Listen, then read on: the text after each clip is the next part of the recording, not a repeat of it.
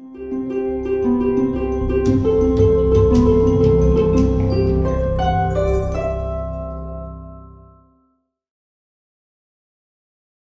siguiente ponencia, vamos a dar la bienvenida al doctor José Manuel Madrazo Cabo, quien nos impartirá la ponencia Respuestas pro vida ante argumentos pro aborto en un contexto médico. El doctor es médico cirujano por la Universidad Popular Autónoma del Estado de Puebla, especialista en ginecología y obstetricia por el Instituto Nacional de Perinatología, subespecialista en urología ginecológica por el Instituto Nacional de Perinatología, maestro en ciencias médicas por la UNAM, doctor en bioética por la Universidad de Anáhuac, estudió Nanotecnology por el Instituto Pablo VI de la Universidad de Creighton de Estados Unidos. Ha impartido más de 300 conferencias en congresos nacionales e internacionales y realizado más de 50 trabajos de investigación. Fue director de la Facultad de Medicina de UPAEP y actualmente funge como decano de Ciencias de Salud en UPAEP desde el 2014, jefe de la División de Obstetricia del Hospital Ángeles Puebla, vocal de la Junta de Gobierno de Servicios de Salud del Estado de Puebla y presidente y fundador del Centro de Bioética de UPAEP. Ha participado en foros Pro Vida y la Familia en el Estado de Baja California, Aguascalientes, Tlaxcala, en el Congreso de la Unión de la Ciudad de México y en la Asamblea de la Organización de los Estados Americanos.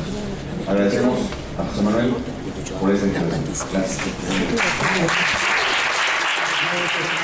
Con azares del tiempo quisiera ver si podemos empezar. Es importante comentar que mi plática la vamos a enfocar en encontrar respuestas a estos argumentos pro aborto que pues obviamente estas personas pues manifiestan comúnmente. Obviamente me estoy enfocando en el contexto médico, no me voy a enfocar en el contexto jurídico porque bueno, más adelante nuestro abogado, que gracias a Dios viene aquí, pues él ya se va a enfocar en ese tema. Entonces, respuestas pro vida para argumentos pro aborto. La siguiente, vamos a hablar de unas definiciones. La siguiente, hoy en día está pretendiéndose cambiar el lenguaje, los legisladores que están promoviendo estas leyes del aborto, de una manera arbitraria. O sea, están pretendiendo hacernos creer algunas cosas que desde toda la vida y desde todo el tiempo los médicos hemos utilizado con bases científicas, ¿sí? Por decir, aborto es la terminación espontánea o provocada de la gestación antes de la 20ª semana, no después de las 12 semanas, como dicen ellos, contando desde el primer día de la última menstruación normal o expulsión del producto de la gestación con peso menor a 500 gramos. Esto obviamente no lo digo yo, esto está tomado de las guías del Consejo de Salubridad, de las guías de la práctica médica. O sea, no es mi definición propia, sino es la que todos los médicos usamos. Otra definición, expulsión o extracción de su madre de un embrión o de un feto de menos de 500 gramos de peso, ¿sí? O de otro producto de la gestación de cualquier peso o edad gestacional, pero que sea absolutamente no viable. Eso se define también aborto. Otra definición es la muerte del producto de la concepción en cualquier momento de la preñez. Por lo tanto, no debemos de entrada aceptar que ellos puedan cambiar las definiciones de manera como se les pegue la gana. Cuando los médicos y el quehacer de la salud en general en el país, y no solamente en el país, a nivel mundial, se viene practicando de esta forma, ¿sí? Entonces, ¿por qué con un artificio legal vamos a aceptar otra definición de aborto? La siguiente. Y también otra definición. ¿Qué es embarazo? Definiendo fertilización por la RAE, es la Real Academia Española, como fecundar, dicho de una célula reproductora masculina, unirse a la femenina para dar origen a un nuevo ser. Eso es embarazo. Y embarazo, otra forma, es también otra definición, periodo entre la fertilización y el parto. Así siempre ha sido. ¿Por qué pretender cambiar las definiciones? obviamente con la intención de pretender justificar pues la muerte de seres inocentes. La siguiente. Un comentario que se menciona. El embrión no es persona. En primera, la definición de persona se considera como individuo de la especie humana. Entonces ahí donde nos debemos de enfocar. ¿Qué es un individuo de la especie humana? La siguiente. Primero vamos a empezar por qué es vida, porque tenemos que entender que es un ser vivo. Hay algunas definiciones de vida, podemos encontrar muchísimas, pero bueno, nada más es importante resaltar lo siguiente. Para hablar de vida, son conjunto de actividades de sistemas autoconstruidos, o sea, que se están autoformando, ¿sí? Controlados por un programa genético. Otro, sistema autónomo, o sea, que se está autorrenovando, que tiene capacidades de utilizar energía, sintetizar sus propios componentes, para construir una entidad separada del entorno, ¿sí? Y con capacidad para explorar nuevas funciones. La siguiente, eso es vida, o sea, un sistema autoconstruido que tiene un código, algo que lo está moldeando y que lo está ayudando a autoconstruirse. ¿Desde cuándo empieza la vida humana? La siguiente. O sea, es triste que tengamos que estar hablando de este tema, pero así es. Es obviamente desde la fecundación, porque es a partir de ese momento cuando hay una nueva combinación de cromosomas.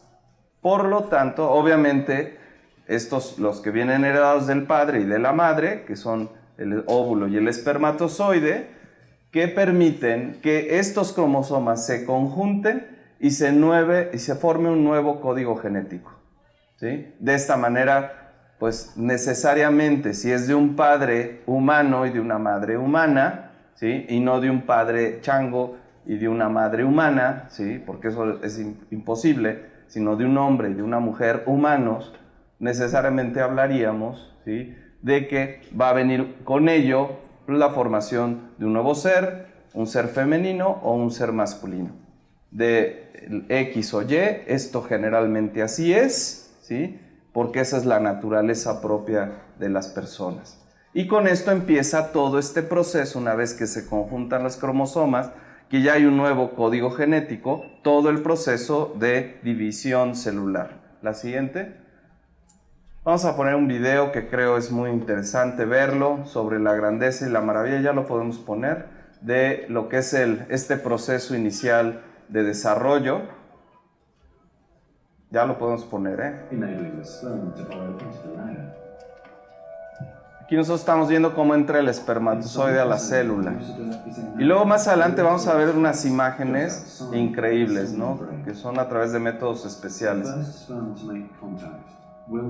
Una vez que logra entrar la cabeza espermática a esa pared que envuelve al óvulo, vean cómo se la envuelve esta pared a la cabeza del espermatozoide para ayudarlo a internarse en el interior de la membrana propiamente de las paredes del óvulo.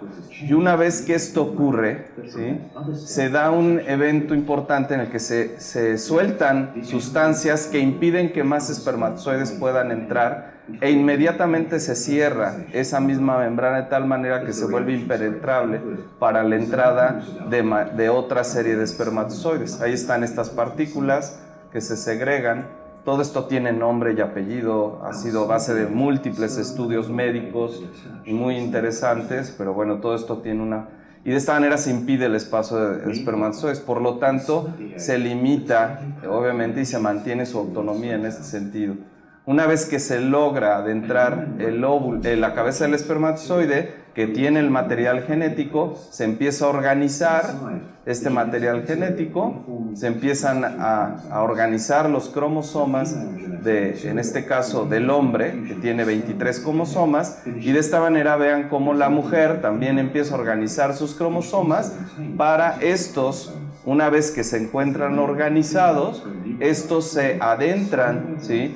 Y se acercan en proximidad con los 23 cromosomas paternos para poder lograr darse esta unión y esta interacción de los cromosomas, este intercambio genético que dará origen a un nuevo ser. Y de esto estamos hablando de las primeras horas de vida, ¿sí? No hemos hablado de días todavía siquiera, no ha transcurrido ni siquiera un día de vida. Una vez que esto se empieza a dar y que esto se concreta, propiamente ya estamos hablando de un nuevo ser humano, de un ser que tiene toda la información genética suficiente y todas las características para autodeterminarse, para continuar su proceso de desarrollo. La siguiente. Entonces, bueno, pues todo esto, a mí me encanta presentar este video porque las imágenes son increíbles, cómo se puede lograr poder estudiar todo este proceso. Y así va continuando este proceso.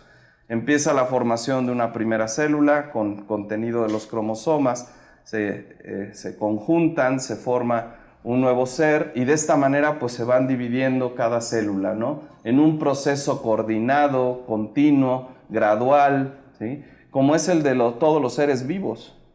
No estoy hablando nada más de los seres humanos. Todos los seres vivos las plantas empiezan por una semilla, los animales también empiezan a través de una fecundación animal como tal, etcétera. Todo este proceso es algo que continuamente pues no tiene ningún tipo de salto cualitativo. O sea, no se empieza, ¿sí? desde el cigoto y de repente aparece un bebé de 12 semanas. Ni tampoco de la nada va a aparecer un bebé de 12 semanas. Y que podamos nosotros con ello decir que antes de las 12 semanas no hay vida humana y no hay nada, como hay quien pretende decirlo. La siguiente, cuando todo es un proceso biológico. Y obviamente esto lleva de la mano en que este proceso biológico no termina con el embarazo, ¿sí? Es una parte del desarrollo de nuestra vida y este continúa más adelante, ¿sí? Y va a terminar hasta el día que nos toque nuestra muerte natural, que es el momento que somos adultos mayores y fallecemos, ¿no? Pero bueno, no por ello dejamos de ser la misma persona. O alguien aquí es diferente a cuando es niño. Dice, es que yo ya no soy José Manuel Madrazo, antes yo era Arturo Fernández, ¿no? O sea, pero a lo que voy es que todo esto que se está comentando, y lo voy a repetir varias veces, nos lleva a tener lamentablemente que hablar de absurdos. Porque no es que esto sea un absurdo. Lo que es un absurdo es tener que mostrar argumentos a estas personas de cuestiones que son lógicas y que tienen sentido común. Lo que hay es no quererlo aceptar. La siguiente. El embrión no es persona, es lo que dicen, porque no tiene formada la línea primitiva. La línea primitiva es el primordio embriológico del sistema nervioso, o sea, es la aparición del sistema nervioso. Y dicen, el embrión no es un individuo biológico, son otras definiciones. La segunda tiene más carácter como de argumentos que algunos médicos han pretendido manifestar en torno a este tema. La línea primitiva aparece a partir de los 14 días del embarazo. Sin embargo, la siguiente, es importante saber esto. Una vez que se da la primera división celular, no sé si tengan señalador, porque yo he probado y... miren, ahí se ve. Entonces, pásenme el micrófono. Miren, ¿sí se oye? Sí. Miren, acá se ve claramente, después de la primera división celular, cómo ya están autodeterminadas las células en desarrollo. ¿A qué voy? Desde la primera división celular, esta célula va a formar el embrión y no esta. Esta célula va a formar la placenta y tejidos de apoyo. ¿Qué quiere decir? Que si nosotros estamos hablando, oye, ya existe la placenta, aquí está. Oye, ya existe el sistema nervioso, aquí está en esta célula. ¿De acuerdo? Porque ya están arregladas, armonizadas las células. La siguiente, por favor. Esto hablamos de que hay una línea divisoria donde a partir de este momento, de aquí para arriba, se van a ir formando, dividiendo células y células y células para formar única y exclusivamente embrión. Y a partir de aquí hacia abajo, únicamente y a partir placenta. No quiere decir que esta célula de repente si quiere formar placenta, forma placenta, o esta empieza a formar embrión. No, ya todo es un sistema autoorganizado, perfectamente bien calculado. La siguiente. Y así se van dando este proceso de diferenciación celular de tal manera que una de estas células seguramente ya tiene la información y la indicación de decir, tú, esta de aquí, vas a ser la que vas a formar los huesos. Tú, esta de acá, va a ser la que va a formar la sangre. Y así, tú el sistema nervioso, tú el corazón, etc. Y conforme se van cada vez más dividiendo, ya podemos entrar a condiciones propias de los órganos. Aquí ya es la línea primitiva, donde ya aquí ya hablamos de un conjunto de células, donde cada una de estas células ya tiene su propia información para ir formando ya en detalle los detalles propios de cada uno de los órganos. Hablando del corazón, pues se van a empezar a formar los vasos del corazón, se van a empezar a formar el músculo del corazón, se va a formar los cartílagos del corazón, que son las válvulas, etc. ¿Sí? Entonces, hablar de que no podemos decir de que el embrión no es persona porque no tiene el sistema nervioso, porque no está formado, es cierto, no está desarrollado, pero ya está presente. ¿Sí? Entonces, este es un elemento muy importante que contraargumenta esta serie de argumentos. La siguiente.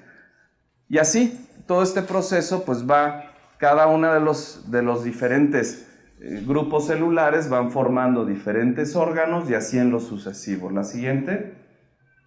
Ahora, hay quien dice, el individuo, hay que seguir avanzando. La persona, el embrión de 12 semanas, y aquí hablan de 12 semanas. No es un individuo biológico. ¿Por qué? Según ellos, carece de vida independiente, ya que es inviable fuera del útero. Hablar de inviable es decir que si se sale fuera del útero se muere. ¿Sí? Si el embrión es persona a las 12 semanas por tener genoma, lo es también una célula humana u órgano por tener genoma. Todas las células del cuerpo tienen genoma, todas. Pero ellos dicen que como el embrión es persona a las 12 semanas por tener genoma, pues también una célula humana tiene genoma, debería de ser persona o no serlo. Es lo que dicen. A las 12 semanas, tercer argumento, el embrión carece de sensaciones, dolor, sufrir, gozar, por un desarrollo incompleto del sistema nervioso. Esos son los argumentos científicos que ponen. La siguiente, vamos a analizarlos punto por punto. Carece de vida independiente ya que es inviable fuera del útero. O sea, ellos argumentan que el hecho de ser inviable fuera del útero, ¿sí?, le quita, ¿sí?, el derecho de ser persona. Fuera del útero, dicen acá. Ningún ser humano tiene vida independiente, nada más para empezar. O sea, ninguno. Si en este momento sellan este auditorio de tal manera que no entra aire, nadie come, etc., en 15 días no existe nadie vivo aquí. O sea, ninguno somos independientes. Ahora, decir que es inviable fuera del útero, yo nada les puedo decir una cosa. Hay casos de embarazos extrauterinos, o sea, fuera del útero, que han llegado a tener 28, 30, 32 semanas, que han salido adelante. Son muy raros, pero han llegado a salir adelante y que no se gestaron dentro del útero.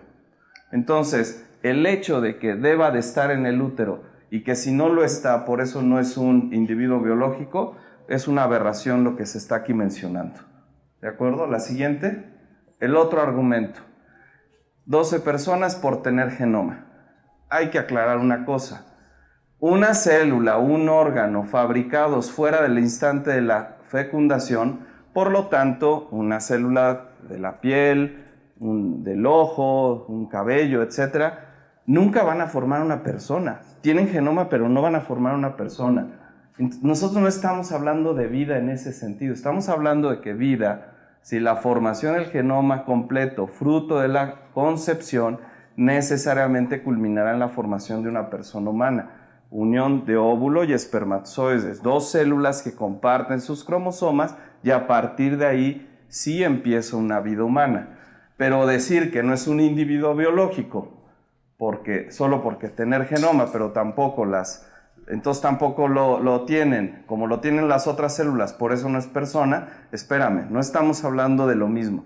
Tú estás nada más manipulando la información para tratar de confundir, ¿sí? Pero obvio, óvulo y espermatozoide siempre será una persona totalmente distinta. La siguiente. Otro elemento. A las 12 semanas carece de sensaciones, dolor, sufrir, gozar por un desarrollo incompleto del sistema nervioso. Si esto le hace a una persona, un individuo biológico, considerarse como persona, entonces no lo serían, ¿sí?, las personas que están con anestesia general, porque en ese momento pues carecen de sensaciones, las podemos operar, podemos hacer pues cualquier intervención con estas personas, no les duele, entonces ya dejan de ser personas, entonces que se mueran, ¿no? O coma profundo, una persona en coma, entonces que se muera, ¿sí? Entonces no es un individuo biológico, ¿sí? Y negar que no se han establecido las conexiones nerviosas antes de las 12 semanas no explicaría por qué un embrión de 9 semanas es capaz de moverse y brincar en el seno materno. ¿Cuántas señoras que han sido aquí madres han visto su embarazo a las 9 semanas y empiezan a ver cómo da de brincos el bebé? Y con eso negar que no es un individuo biológico, vaya, por favor, son tonterías. Y además la ciencia, la siguiente, ha logrado ir avanzando, porque son estudios muy difíciles de realizar y muy especializados, ya han encontrado condiciones de receptores sensoriales a partir de las 7 semanas en los embriones a nivel peribucal, ¿sí?, más adelante a nivel de las palmas, o sea, que sienten, tienen la capacidad de sentir, y a nivel de la piel abdominal, de tal manera que a las 20 semanas la sensibilidad se ha difundido en toda la superficie cutánea y en las mucosas. O sea, esto empieza a percibirse a partir de las 7.5 semanas. Con estos estudios, indirectamente, aunque no directamente, porque hasta el momento nadie ha hecho un estudio en ese sentido, ni nos atreveríamos a hacer un estudio para tener un embrión de 7.5 semanas y estarlo picando y molestando a ver si le duele. Digo, nadie haría eso, ni existe un estudio como tal, pero indirectamente al tener esta serie de receptores, ya hablas de un sistema de desarrollo con el que médicamente sabemos que hay sensibilidad y por lo tanto podríamos decir que sí presentan y experimentan sensibilidad, pues obviamente al dolor, ¿no? Entonces, pues es una condición triste, grave, que está pasando. La siguiente, por favor. Y bueno, recalcar lo mismo, decir que no es un individuo biológico el embrión, ¿sí? Pues es un individuo biológico, un perro, un caballo, los huevos de tortuga, contra esos los andamos defendiendo. Por lo tanto, el embrión humano ni siquiera lo están considerando a la par de un animal, ¿sí?, tristemente. Vamos a hablar de otro tema. La siguiente, por favor. Es mi cuerpo, yo decido. Lo han escuchado muchas veces, ¿no? Miren, la siguiente. Es mi cuerpo, yo decido. En un bebé, ¿sí?, un bebé está formado de una célula de la madre más la de una célula del padre. Y esto en conjunción va a generar que a partir de este momento ya este embrión ya tenga un sistema de defensa diferente, autónomo, un sistema inmunológico que lo protege. De hecho, se ha estudiado bastante que lo que rodea el embrión con la placenta lo vuelve, por decirlo así, invisible al sistema inmunológico de defensa de la madre. No lo puede reconocer la madre, este elemento de la placenta de la madre, por una condición de receptores. Es algo muy complejo de explicar, pero es muy interesante. O sea, desde ahí ya está autoprotegido. Además puede tener un tipo de sangre distinto, ¿sí?, y además tiene una información genética diferente a la de la madre, ¿sí? Por lo tanto, decir que este individuo biológico, si así lo queremos llamar, pero obviamente es vida humana, es totalmente distinta a la de su madre. No es lo mismo hablar que un tumor, por ejemplo. Un tumor son células propias del organismo, pero que representan una enfermedad, ¿sí? Y por lo tanto, si tengo una enfermedad, lo que por lógica hay que hacer es curarse y extirparlo para salvar la vida o para curar un problema. Aquí es totalmente entendible. Esto sí es propio de la madre. Pero esto no es propio de la madre. Es totalmente independiente y diferente. ¿De acuerdo? La siguiente. Además hay que entender una cosa. Todos los seres vivos dependemos de un macroambiente. El embrión depende ¿de qué? De la sangre de la mamá, de que haya agua, proteínas, nutrientes, etc. para mantener su desarrollo, ¿sí? Como tal. Y también nosotros, ya lo había comentado, dependemos de todos estos elementos para poder mantener nuestro desarrollo. Si estuviéramos así aislados, morimos. El embrión, si está aislado, sin sus elementos, muere. O sea, en este sentido están en igualdad de condiciones. Tanto los seres que estamos fuera del útero como los que están dentro, todos dependemos de algo. Nadie es totalmente independiente. La siguiente. También es importante hacer este comentario. Es tan autoconstructivo el embrión que ni siquiera necesita del útero para autoconstruirse. Sabemos bien, digo, yo no estoy de acuerdo con estas técnicas, fertilización in vitro, vientre subrogado, pero sí lo utilizo para ejemplificar esto. Si unimos un óvulo y espermatozoide y no entra en contacto siquiera con la mamá, es capaz de nacer hoy en día. Con este tipo de técnicas, que obviamente no estoy de acuerdo, si lo quiero aclarar bien, pero sí sirve para ejemplificar la autoconstrucción y autodeterminación del embrión. No depende necesariamente su sobrevida de un útero y de esa madre, ¿sí? La siguiente, por favor. Por ello, por lo tanto, el bebé no es parte de mi cuerpo, está en mi cuerpo, es distinto, ¿sí? Y no puedo decidir por la vida de un ser humano independiente. Por lo tanto, es mi cuerpo, yo decido, espérame. Es un ser independiente, un ser autoconstruido que está en tu cuerpo. Sí está tu decisión de si lo quieres o no. Si no lo quieres, pues lo vas a matar, ¿sí? Pero que por eso digas, como es mi cuerpo, yo decido, perdóname, estás totalmente equivocada. No es tu cuerpo y no puedes decidir por tu cuerpo. Un tumor sí es tu cuerpo. El bebé no es un tumor. ¿De acuerdo? La siguiente, por favor.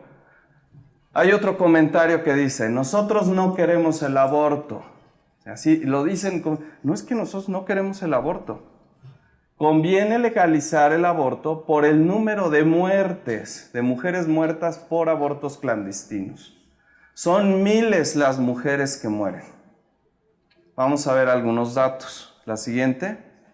Hicimos un estudio obteniendo datos del INEGI para analizar, haciendo una revisión detallada, cuántas mujeres mueren por aborto provocado en el país.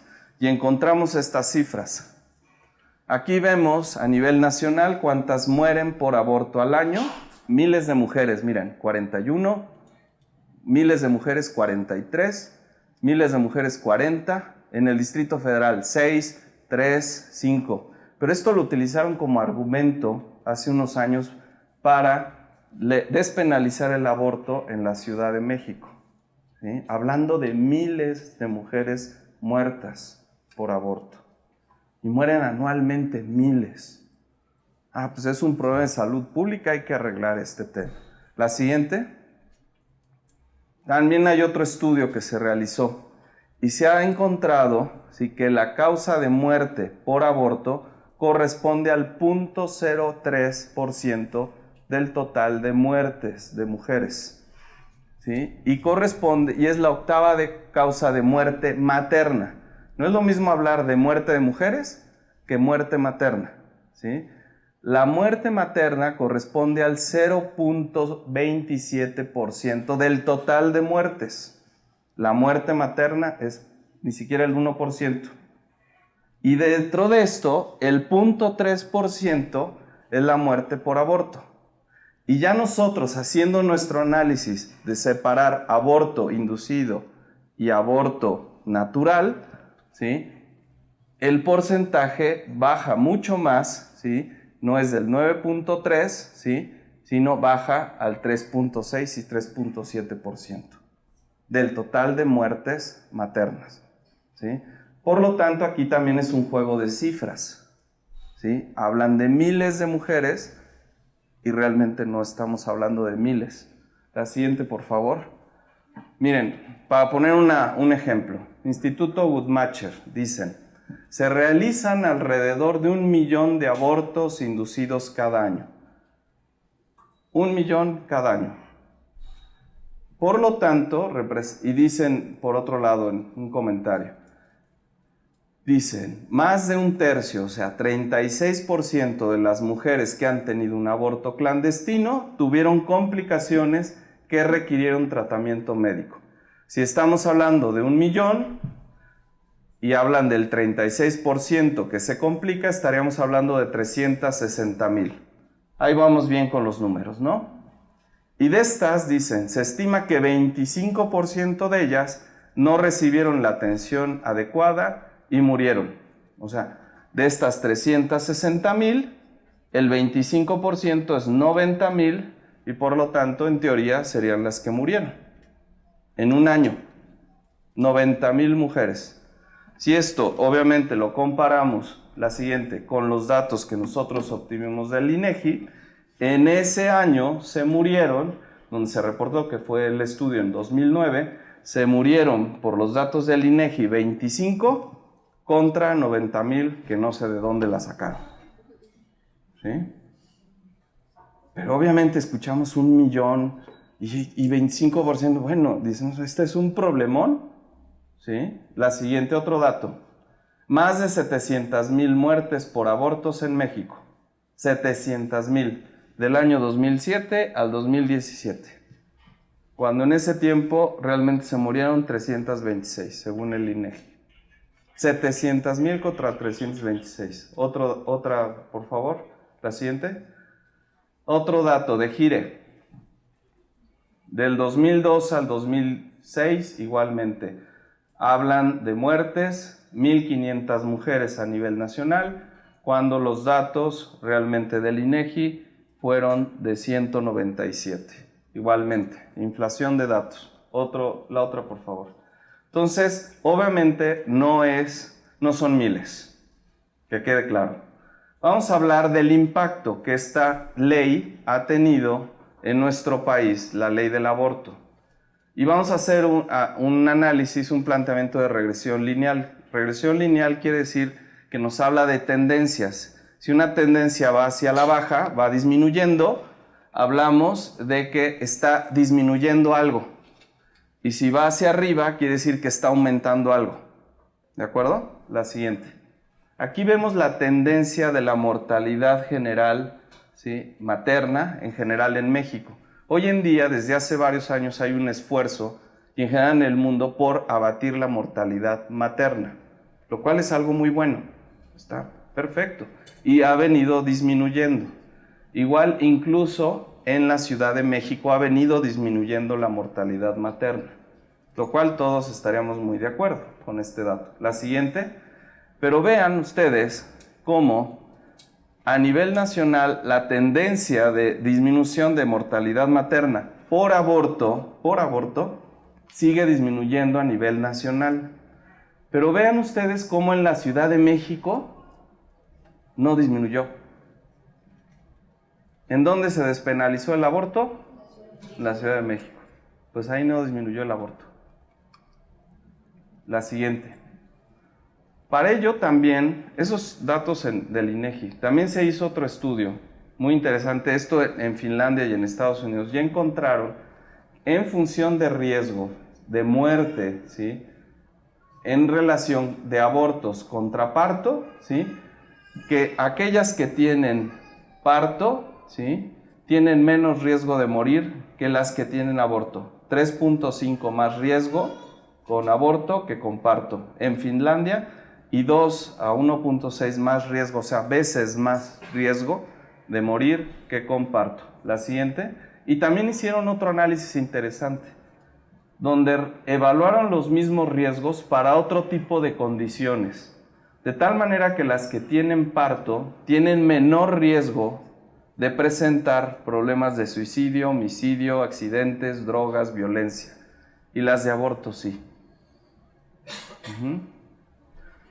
Un elemento que ahorita estamos investigando en el Centro de Bioética que resulta muy interesante es analizar estas variables. ¿Qué está pasando en nuestro país? ¿Sí? La siguiente. Y nos dimos a la tarea de investigar una. Vean. 2000, ¿qué dice aquí? Homicidios. Sí, bueno, feminicidios con presunción de homicidios en México.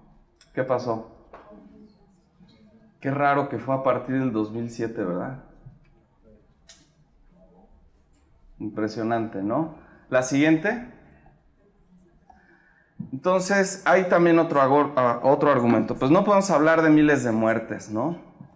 Pero también dicen, bueno, si no son miles, pues que sea el aborto seguro. Que ninguna mujer muera. Y hoy en día la siguiente comentan, ¿sí? Bueno, es sabido, y esto es algo médico, que las prácticas del aborto, que hoy en día se puede realizar por un legrado, por tomar una pastilla que se llama misoprostol, ¿sí? Por un procedimiento parecido al legrado que se llama MEU, que es una aspiración. Todos esos métodos se pueden utilizar para provocar aborto, ¿sí? Esto se puede realizar antes de las 12 semanas y los riesgos aumentan si esto se realiza después de las 12 semanas. La siguiente, esto es con datos médicos, que los médicos han calculado el riesgo de aborto.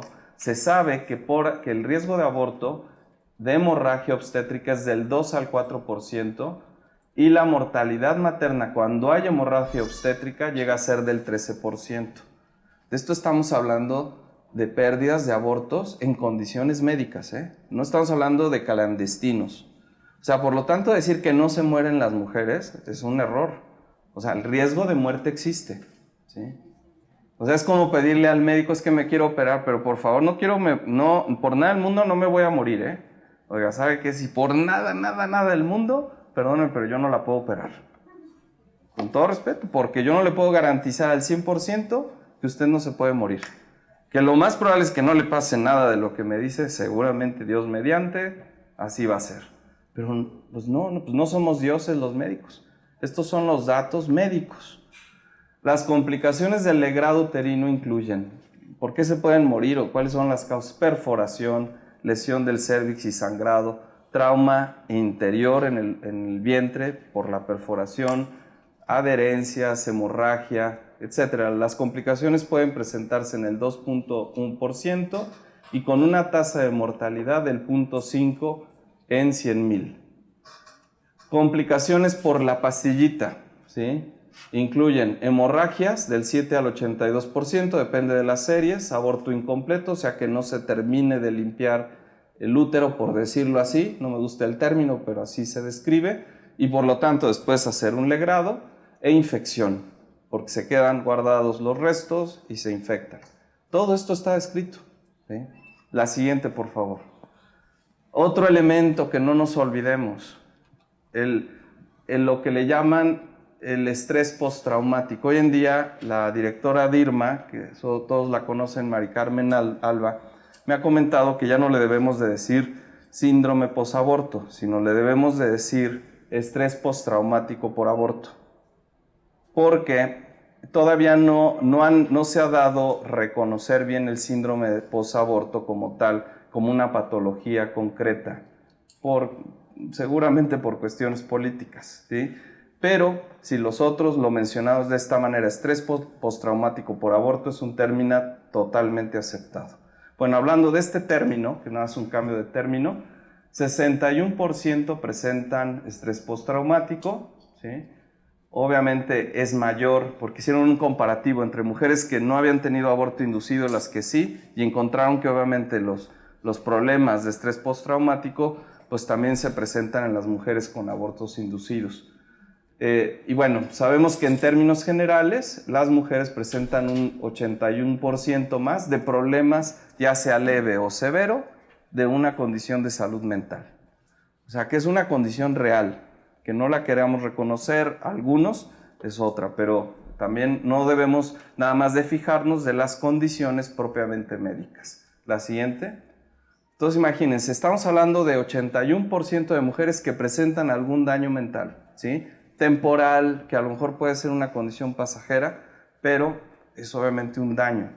Hasta el momento, a partir de la ley de la despenalización del aborto del Distrito Federal, se han realizado en nuestro país, en la Ciudad de México, 212.889 prácticas de aborto provocado, ¿sí? Imagínense el 81% de mujeres con este tipo de problemática mental. El daño que le estamos haciendo al país con eso. Son mujeres que han sufrido, que están sufriendo, ¿sí? Pero ellos dicen, la ley cumple 10 años sin muerte por aborto. Todo un éxito, ¿sí? Porque no ha habido muertes. Esas son las que no han reportado, ¿sí? Si nosotros, y esto vamos a recordar el dato, nos enfocamos con que hay una tasa de mortalidad de 0.5 por cada 100,000 mujeres, al menos ellos debieron ya de haber reportado una muerte. Al menos, ¿sí? Si es que nos basamos en este dato, ¿sí? Pero estos son aproximaciones, son cálculos, son probabilidades. Vamos a analizarla mejor, la siguiente. Miren, de este mismo periodo se han reportado de 2007, ley de despenalización del aborto, al 17, se han reportado 42 muertes por aborto, ¿sí? En la Ciudad de México. ¿De dónde salieron estas muertes? ¿Sí? ¿De clandestinidad o de subregistro? ¿Sí? ¿De dónde saco estos datos? Pues obviamente de los mismos datos del INEGI, nada más realizamos la sumatoria, ¿ya? Aquí están los datos de la Ciudad de México, los fuimos sumando. ¿Por qué hasta el 17? Porque todavía no aparecen los datos del 18, ¿sí? Es la razón. Pero bueno, fueron 42 mujeres. Si esta relación la volvemos a aplicar de que 0.5 por cada 100,000 mujeres, ¿sí? Estamos hablando que pueden morir, y se murieron 42 mujeres, ¿sí? Que esas existen, esas se murieron por aborto, ¿sí? Estaríamos hablando de que en teoría se debieron de haber practicado 8.400.000 abortos. En teoría, ¿sí? Si esto fuera cierto, imagínense, nada más en el 2015, en el censo que fue realizado, que pues sabemos que es cada 5 años, pero es el dato que tenemos, tan solo hay 4.600.000 mujeres en el Distrito Federal, ¿sí? Y mujeres en edad fértil, 2.457.000 mujeres. Esto quisiera decir que todas las mujeres del Distrito Federal se realizaron 3.4 abortos, ¿sí? No. Pero es interesante con ello, una de dos, o en verdad hay tal clandestinidad que no lo creo, ¿sí? Nos faltan mujeres, ¿sí? Ahora sí que hay muchas, pero no suficientes, ¿verdad? Pero lo más seguro es que hay un subregistro, lo más seguro, y que hay algo que no se está haciendo bien. Voy a comentar algo que no lo puedo demostrar, pero que sí es de oídos, ¿sí? Se sabe bien que cuando una paciente se complica en estas clínicas, las mandan a las instituciones públicas. Obviamente, pues para no tener estos registros de mortalidad, ¿sí? Pero es un dato que no podemos probar, que no estamos trabajando ahí. O sea, ¿qué pasa? Le practicaste un legal chin, la perforé, está sangrando mucho y está muy mal, mándala al Hospital General de México y que ahí la atiendan. Llega la paciente, o ya llega después, nadie se dio cuenta que la habían perforado, llega infectada, séptica, chocada, etc. Cuando llega en un estado tal de salud que nada se puede hacer, ¿sí? Hay quien me dirá, no doctor, usted está diciendo tonterías. Pues miren esto, la siguiente por favor. Esto pasó en Estados Unidos, miren. Sabemos bien que la ley del aborto existe desde el 73.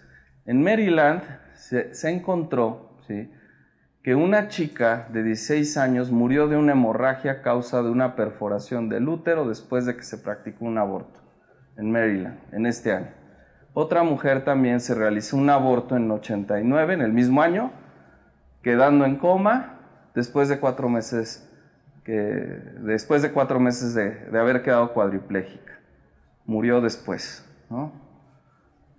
Luego, Gladys Stanislaw y Deva Gray, en los 5 meses posterior, estas también murieron por complicaciones del aborto.